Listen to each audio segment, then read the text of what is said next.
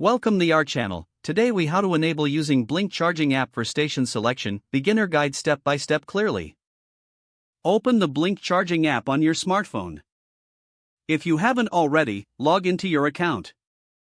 On the home screen, locate the map section displaying available charging stations. Zoom in to find charging stations in your desired area. Tap on a station icon to view details. Review the information about the charging station, including availability and pricing. If you want to reserve a station, look for the Reserve button. Select your desired charging option from the available services.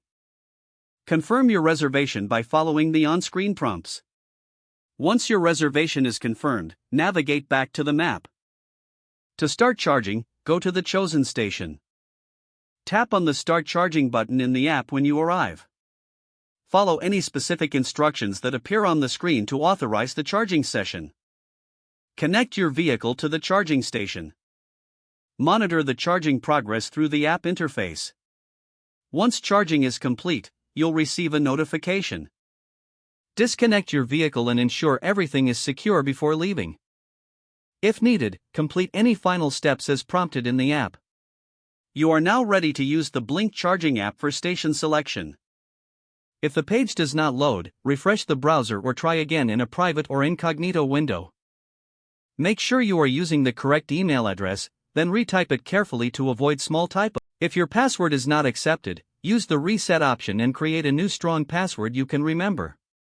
Check your spam folder for verification or security emails, then complete any requested confirmation steps. Enable two-factor authentication if available to improve account security and reduce unauthorized access risk.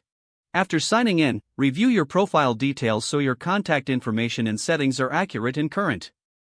If you see an error message, note it down and try again after restarting your device and internet connection.